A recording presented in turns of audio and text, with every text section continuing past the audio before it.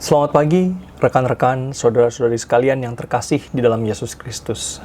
Kita bersyukur bisa ketemu lagi di channel ini untuk bersama-sama membaca dan merenungkan firman Tuhan. Dan kali ini, di hari Minggu ini juga sama-sama kita bisa beribadah. Mungkin ada sebagian kita yang mengikuti ibadah secara online. Kita bersyukur atas teknologi, atas kesempatan yang Tuhan berikan kepada kita. Kita masih bisa beribadah walaupun kita nggak bisa bertemu muka dengan muka. Nah, hari ini saya akan melanjutkan pembahasan firman Tuhan dari kitab Mazmur. Di beberapa kali sebelumnya kita sudah merenungkan dari Mazmur pasal 1. Dan seperti saya sebut sebelumnya, Mazmur pasal 1 dan kedua ini adalah bagian yang penting di dalam kitab Mazmur, khususnya sebagai kunci untuk mengerti keseluruhan kitab Mazmur. Nah, di Mazmur pasal 1 kita melihat bahwa pemazmur atau firman Tuhan melalui Mazmur ini berbicara tentang hidup yang diberkati dan disertai oleh Allah atau berbahagia. Ya. Jadi Mazmur pasal 1 memberikan kita pedoman hidup bagi orang-orang yang benar yang takut akan Allah. Dan di situ kita melihat kontras antara orang-orang benar dan orang-orang fasik. Ya, dan kuncinya adalah kita harus bergaul dengan Allah, berelasi dengan Allah melalui firman Allah, membaca dan merenungkan firman Allah setiap hari. Dan yang kedua adalah bergaul bersama-sama dengan orang-orang yang sama-sama mencari Allah, yang sama-sama mencari bahagia di dalam kebenaran firman Tuhan. Nah, kali ini di Mazmur pasal 2, kalau rekan-rekan bisa membaca Alkitab, di judulnya itu berbicara tentang orang yang diurapi oleh Allah. Itu kita kenal dengan istilah Al-Masih atau Mesias, yang diartikan sebagai yang diurapi Allah. Biasanya di Alkitab itu merujuk kepada raja yang diurapi Allah. Dan seperti kita tahu, kata Mesias atau Al-Masih ini berhubungan erat dengan konsep keselamatan. Kenapa? Karena Al-Masih atau Mesias itu adalah juru selamat kita yang kekal, yaitu di dalam Tuhan kita Yesus Kristus.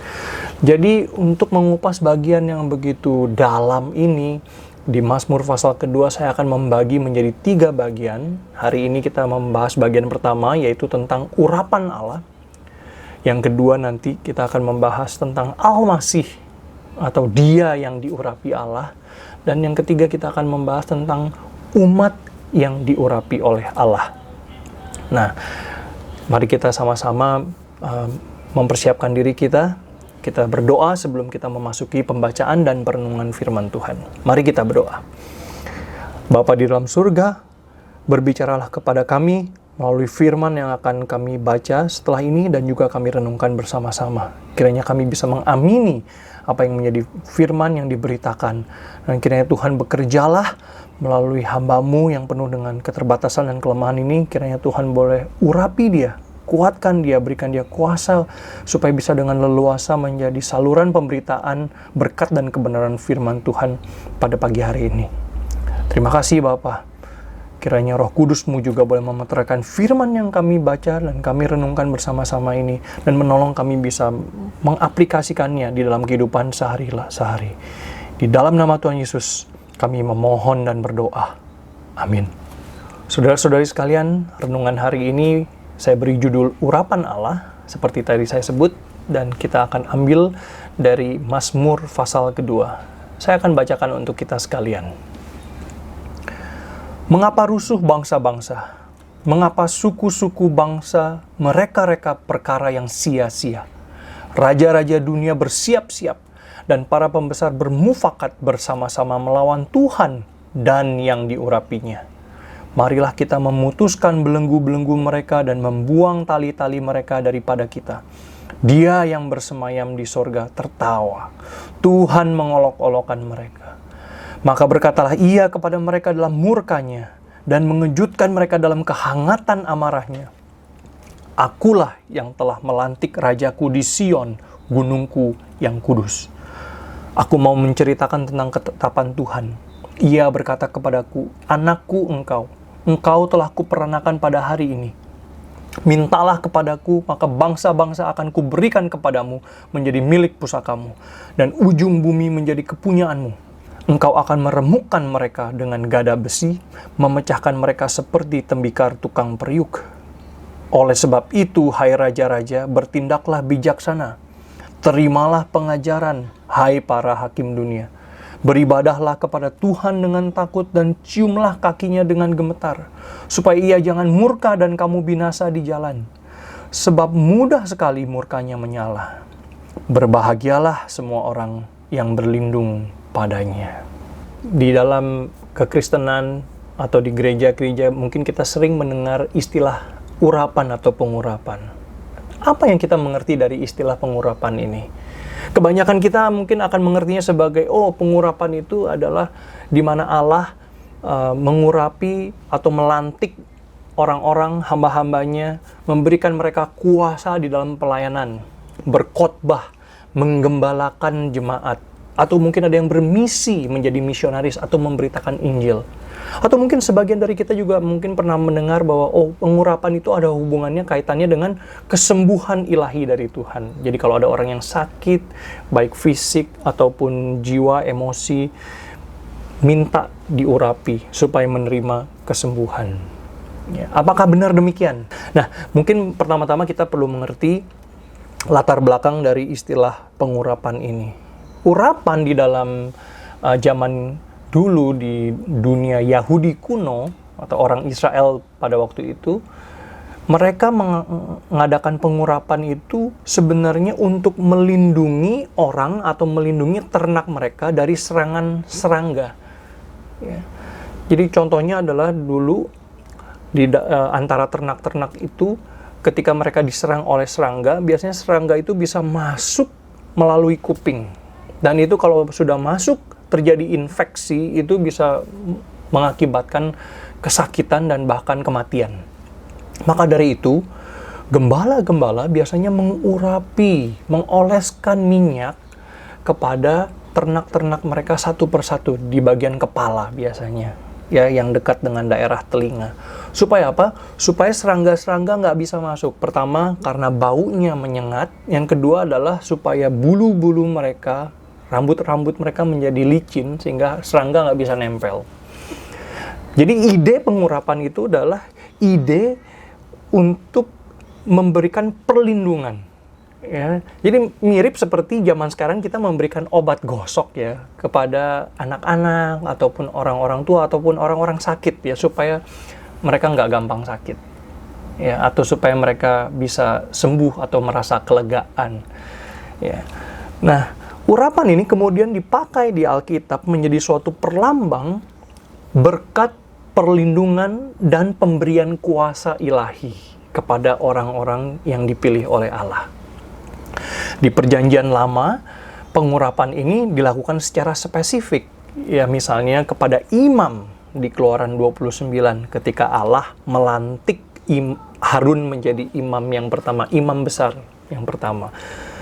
Atau kemudian juga dilakukan pengudusan atas bait Allah atau pada waktu itu kemah suci di Keluaran pasal 40. Jadi ketika orang Israel dipimpin oleh Musa menyelesaikan kemah suci, kemudian dilakukan upacara pengudusan ya dengan pengurapan minyak ya sebagai lambang pengudusan, lambang pemberian kuasa dari Allah, berkat Allah bagi kemah suci dan penggunaan kemah suci.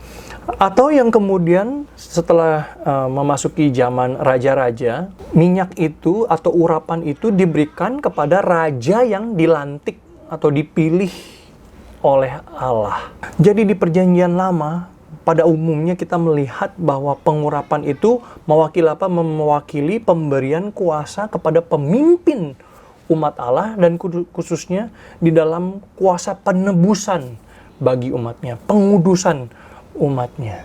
Kemudian ketika kita memasuki Perjanjian Baru, kita melihat bahwa di Perjanjian Baru ini ada satu figur yang paling utama yang menerima pengurapan dari Allah, yaitu Tuhan Yesus, yaitu Mesias, pemimpin dan penebus umat Allah yang dipilihnya. Dan juga nanti kita akan melihat di kitab-kitab lain di Perjanjian Baru bahwa umat Allah juga adalah umat yang diurapi oleh Allah. Ini yang nanti akan kita bahas di sesi ketiga nanti ya. Oke, kita balik lagi ke Mazmur pasal kedua. Mazmur pasal kedua itu sebenarnya punya konteks pada waktu itu bicara tentang Daud yang diurapi oleh Allah sebagai raja atas Israel. Kita ingat, Daud itu bukan raja pertama Israel. Siapa raja pertama Israel? Itu adalah Saul. Tapi kemudian kita baca di kitab Samuel, Saul kemudian mengecewakan hati Tuhan. Ya, dengan sangat menyedihkan. Sehingga Allah kemudian menobatkan, mengurapi raja yang baru, yang taat kepada dia, yang menyenangkan hati dia, yaitu Daud. Ya. Nah, kita lihat bahwa pengurapan Daud sebagai raja atas Israel ini kemudian menjadi bagian dari konsep Mesias, ya, sehingga kita percaya di Alkitab bahwa yang namanya Mesias yang diurapi Allah, Juru Selamat itu datang dari keturunan Daud, atau raja dari keturunan Daud. Dan kita perlu mengerti di sini bahwa Mesias ini adalah bukan sembarang raja, ya, yang hanya sekedar menggantikan Daud, kemudian Salomo, ya, kemudian keturunan-keturunan Daud lainnya. Bukan, tetapi ini adalah raja atas umat Allah yang bersifat kekal selama-lamanya. Kita ingat di Kejadian 3 ayat 15, ketika Adam dan Hawa jatuh dalam dosa, Allah menjanjikan seorang keturunan dari perempuan itu. Ya, jadi keturunan itu bukan dari laki-laki, tetapi dari perempuan saja, atau keturunan dari perawan yang belum disetubuhi laki-laki. Dan keturunan perempuan ini yang nanti akan menebus, yang akan memimpin umatnya melawan kuasa kegelapan. Nah, Kejadian 3 ayat 15 ini adalah permulaan dari konsep Mesias yang dijanjikan oleh Allah. Nah, hari ini saya akan menekankan satu bagian dari konsep pengurapan ini adalah, di dalam konsep pengurapan, yang terpenting itu adalah siapa yang mengurapinya. Di dalam firman Tuhan kita melihat bahwa urapan itu diberikan bukan berdasarkan merit, bukan berdasarkan jasa kebaikan orang tersebut, tetapi hanya karena pilihan Allah semata-mata, hanya karena kedaulatan Allah semata-mata. Rekan-rekan sekalian, ingat Harun, saudara Musa, yang pertama kali dilantik menjadi imam besar orang Israel. Ingat bahwa Harun punya latar belakang yang kurang baik sebenarnya. Pertama, dia membuat lembu emas untuk disembah oleh orang Israel ketika Nabi Musa naik ke Gunung Sinai untuk menerima 10 perintah Allah, menerima hukum Taurat. Kedua, dia dan Miriam, dua kakak Musa ini, juga memberontak kepada Musa. Ya, mereka merasa bahwa Musa punya kuasa terlalu besar nih, kenapa kita nggak kebagian kuasa apa-apa, sampai Allah menghukum mereka dengan penyakit kulit. Sampai akhirnya Musa berdoa bagi mereka dan mengampuni mereka.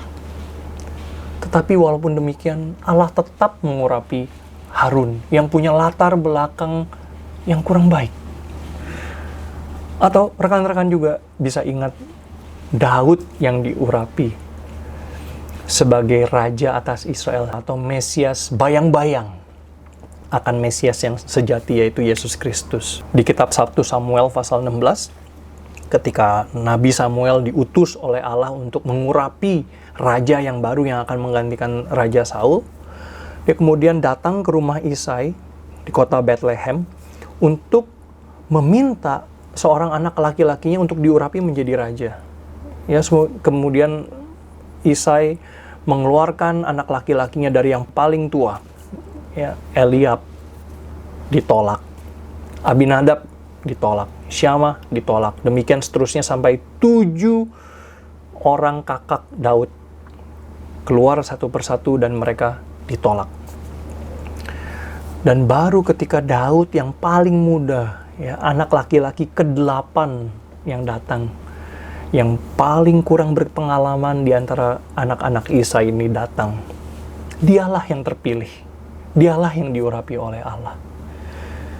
Jadi jelas di sini bahwa Allah mengurapi orang yang dipilihnya, orang yang mau dia urapi itu bukan berdasarkan merit atau jasa atau penghargaan seperti apa yang diperolehnya. Tetapi Allah mengurapi seseorang itu benar-benar berdasarkan kehendak kedaulatannya. Bukan karena kecakapan kita, bukan karena kebaikan kita. Satu-satunya yang layak diurapi oleh Allah di dalam firman Tuhan, di dalam sejarah dunia ini, hanyalah Yesus orang Nazaret, Yesus Kristus Tuhan kita. Di Matius pasal 3 ayat 16-17, firman Tuhan berkata, sesudah dibaptis, Yesus segera keluar dari air. Dan pada waktu itu juga langit terbuka dan ia melihat Roh Allah seperti burung merpati turun ke atasnya. Lalu terdengarlah suara dari sorga yang mengatakan, inilah anakku yang kukasihi, kepadanyalah aku berkenan. Tuhan Yesus adalah satu-satunya yang tidak bercela, tidak bersalah, tidak berdosa. Dia adalah Allah yang sejati.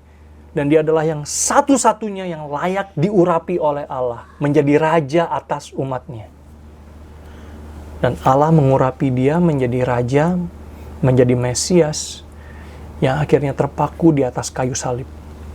Bukan karena dia lemah, bukan karena Tuhan Yesus tidak punya kuasa, tetapi justru karena dia ingin supaya kuasanya tersebut bisa datang kepada kita, umatnya yang berdosa. Sehingga Allah kemudian bisa mengurapi kita yang berdosa ini melalui kematian Kristus dan kebangkitannya. Jadi sekali lagi, bahwa kuasa pengurapan itu datang dari siapa yang memberikan pengurapan tersebut. Kuasa pengurapan itu bergantung kepada siapa yang memberikannya, siapa yang mempercayakannya itu. Raja-raja di Eropa dulu dimahkotai oleh paus, ya, dilantik oleh paus. Kenapa? Karena paus dianggap mewakili kuasa dari Allah. Jadi mereka percaya, wah, kuasa mereka itu lebih afdol, ya. Kenapa? Karena dilantik, diberikan kuasa, diberikan mahkota oleh Allah yang diwakili oleh paus. Walaupun sayangnya di abad-abad pertengahan, pemimpin-pemimpin gereja bersama-sama dengan pemimpin-pemimpin bangsa-bangsa pada waktu itu menjadi korup, ya, karena kuasa yang begitu besar dipercayakan kepada gereja. Nah, kita nggak membahas hal itu hari ini, tetapi yang terpenting adalah kita harus mengingat bahwa kuasa pengurapan itu terletak pada siapa yang mengurapinya, bukan kepada siapa atau alat apa yang dipakai untuk mengurapi. Siapa yang mengurapi itu yang terpenting, bukan minyaknya. Ya. Jadi bisakah minyak itu atau pengurapan itu kemudian ditransfer, dipindahkan kepada orang lain? Nggak mungkin. Apalagi dijual belikan, nggak mungkin. Ya. Urapan itu mendapatkan kuasa langsung dari Allah kepada siapa yang mau diurapinya. Walaupun Allah bisa memakai hamba-hambanya, ya, yang lain untuk menjadi medium atau perantara untuk memberikan pengurapan. Tetapi mediumnya itu bukan yang terpenting, atau minyaknya itu bukan yang terpenting, apalagi kontainer minyaknya, nggak penting. Ya. Allah yang berhak memberi pengurapan tersebut, dan Allah juga, ingat, Allah juga yang berhak untuk mengambil, sama seperti Raja Saul yang waktu itu diurapi menjadi raja, tapi karena dia berdosa melawan Tuhan, Allah mengambil kuasanya tersebut, merebut kuasa tersebut dari tangan dia. Tetapi di perjanjian baru terjadi suatu perubahan, bahwa urapan itu dikirim langsung dari surga, dari Allah Bapa dan Allah Putra, tanpa medium manusia, tetapi melalui pemberian Roh Kudus, langsung dari Allah Bapa dan Allah Anak mengutus Roh Kudus ke dalam setiap orang yang diurapinya, kepada setiap orang yang dipilihnya. Dan Roh Kudus ini diberikan kepada umat pilihan Tuhan secara permanen, sekali selama-lamanya. Ya, tidak diambil, tidak dicabut kembali. Ya. Jadi sekali lagi, kita melihat bahwa urapan dari Allah itu mewakili kuasa dan juga kasih setia Allah bagi umat yang diurapinya. Bahwa Allah memberkati dan menyertai hamba-hambanya senantiasa, baik di dalam kemenangan baik di dalam kesenangan maupun juga di dalam kesusahan. Ya. Di dalam Alkitab mencatat banyak anak-anak Tuhan, hamba-hamba Tuhan yang mati menjadi martir, mati menderita sengsara, disiksa. Apakah berarti mereka kurang diurapi oleh Allah? Apakah itu berarti mereka kurang disertai oleh Allah? Tidak. Ya. Justru kita melihat bahwa kuasa urapan Allah, penyertaan Allah itu terus menyertai kita senantiasa, entah dalam kesenangan ataupun kesusahan, ataupun penderitaan, penganiayaan, dan lain sebagainya. Dan ini kita kembali kepada konsep bahagia. Di Mazmur 1, kita bicara tentang konsep bahagia yang artinya diberkati dan disertai oleh Allah. Di Mazmur pasal kedua ini kita melihat bahwa bahagia tersebut datang hanya dari Allah saja yang mengurapi umatnya dengan berkat dan penyertaannya senantiasa. Sekali lagi, bukan karena minyaknya, bukan juga karena perantara siapa yang mengurapi kita, atau melalui siapa Allah mengurapi kita, bukan. Jadi apa yang kita bisa pelajari dari pelajaran hari ini? Pertama adalah kita ingat bagaimana gembala zaman dulu mengurapi, mengolesi ternak-ternaknya satu persatu untuk melindungi mereka dari serangan serangga. Itu menunjukkan kepada kita suatu relasi yang dekat antara gembala dan ternak-ternak domba-domba yang dipimpinnya. Demikian juga Allah mengurapi kita dengan berkat, perlindungan, dan kuasanya, karena Dia adalah gembala kita dan Dia sayang kepada kita. Kita domba-dombanya yang sangat bergantung kepada gembala kita. Dan Allah sayang sama kita. Dan Allah mau kita berjalan mengikuti Dia. Allah mau kita mendengar suara Dia, gembala kita yang agung. Jadi yang terpenting pertama adalah ingat bahwa Allah mau kita punya relasi yang dekat dengan Dia. Kita berjalan dengan Dia senantiasa. Kita mendengar suara Dia senantiasa. Bukan hanya mencari Allah sewaktu-waktu ketika kita ada kesusahan saja ya. Kita memperlakukan Allah seperti ban serep, atau memperlakukan Allah seperti kotak P3K. Waktu kita ada kecelakaan, ada kesusahan, kita cari Allah. Enggak. Allah mau kita sebagai domba-dombanya berjalan bersama dengan Dia, mengikuti Dia, mendengar suaranya. Bagaimana caranya? Seperti yang kita bahas di Mazmur pasal 1, bergaul dengan Dia melalui firman Tuhan, dan juga bergaul bersama-sama orang-orang yang mencari kehendak Allah, yang takut akan Allah. Yang kedua, kuasa pengurapan itu datang dari Dia yang mengurapi kita, bukan karena kebaikan atau kehebatan kita. Jadi kita harus terus bersandar akan kuasa dan anugerah Allah semata-mata. Ketika kita mengalami krisis atau bahkan ketika kita mengalami kesakitan, baik fisik ataupun emosi, mental, kita memohon pertolongan kepada Allah. Sekali lagi, khasiatnya itu bukan dari minyaknya.